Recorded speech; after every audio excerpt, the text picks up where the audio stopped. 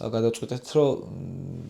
აქცია გაგვეკეთებინა კაბელის გაცვლის მთელ საქართველოში და დაახლოებით ეგეთი შინაარსის მარკეტინგული კამპანია იყო, რომ 1 წლის მანძილზე ტენე ყველა რეგიონში რა. რაღაცნაირად პრობლემიდან წამოვიდა ეგ ამბავი, რო ვაკვირდებოდით, ძირითადად თბილისის აუდიტორია გვიცნობდა უფრო, იქიდან გამომდინარე, რომ ქალაქში უფრო მწვავედ დგას ის გარემოს დაცვითი პრობლემები და რეგიონებში არ ქონდათ ამაზე ინფორმაცია მოსახლეობას და გადავწყვეტეთ, რომ მათთვისაც გაგვეგებინებინა ეს პრობლემის შინაარსი, რომ რეალურად ქვეყანა დგას ამ პრობლემის წინაშე, რასაც გარემოს დაბინძურება ქვია. ამისთვის გვინდოდა, რომ თან რაღაც მამოტივირებელი გქონოდა იმ ხალხისთვის, ვისთანაც უკვე უშუალოდ კომუნიკაციაში შევიდოდით და აქციის სახე მივეცით ამ კამპანიას. დავიწყეთ რეგიონებში გასვლა და ადამიანებს თავაზობდით, რომ თუ მოგვიტანდნენ ძველ გაფუჭებულ USB-ს, ან 50 ბოთლის თავსახურს, მათ ჩუქნიდით ტენეს ახალ კაბელს და ჩვენ და გასაკვირად აღმოჩნდნენ ადამიანები, ბევრი, რომელმაც იცოდნენ უკვე ტენეზე, მაგრამ რაღაც კონკრეტულ რეგიონებში, მაგალითად ქართლის ერთ-ერთ რეგიონში აღმოჩნდა, რომ საერთოდ არ იცოდნენ და ანუ გარემოს დაცვაზეც არ ქონდათ ბევრი ინფორმაცია. რო შევაჯამოთ ეს კამპანია იყო საკმაოდ ხანგრძლივი, მოვიარეთ თბილისი, დავიწყეთ თბილისი, თელავი, რუსთავი, ვიყავით ასევე გორში, ვიყავით ქუთაისში, ზუგდიდში, ბათუმში და ეს რაღაცა ყველა მსხვილი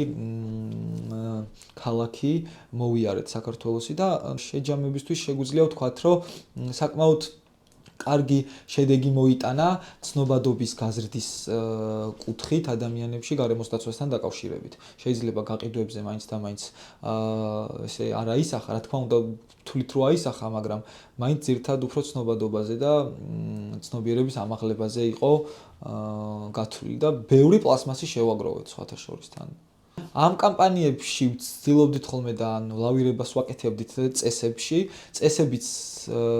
ზოგადად ეს კამპანია ესე პერიოდულად მოვიდა და რაღაცა თვითონ გამოჩნდა და პროცესში გავიზარდეთ ჩვენც ამ კამპანიებთან ერთად და რაღაც წესებიც პროცესში შეიცვალა გამოცდილებიდან გამომდინარე და კამპანიებში ვცდილობდით რომ ლავირება გაგვეკეთებინა, რომ მაქსიმალურად საინტერესო ყოფილიყო და ერთ-ერთი ეგეთი იყო, რომ აი მიწაში ხშირად გვხვდება ხოლმე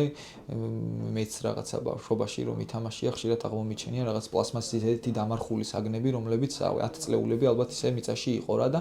ხშირად გვხვდება ხოლმე მიწაში რაღაცა ბოთლის თავსახურები და ერთ-ერთ აქციაზე გადავწყვეტეთ, რომ შეგვეცვალა ბოთლების თავსახურების რაოდენობა 50-მდე დავწიეთ, 50 გვქონდა და 10-მდე დავწიეთ და უბრალოდ უნდა ყოფილიყო მიწიანი, ანუ მიწიდან ამოღებული, რომ ეს რაღაცა მთელი ინსაიტი იყო კამპანიის, რომ აი რაღაც მიწიდან ყოფილიყო, მიწიანი ყოფილიყო ის თავსახური, რასაც მოგვიტანდნენ და ჩაგვაბარებდნენ, რომ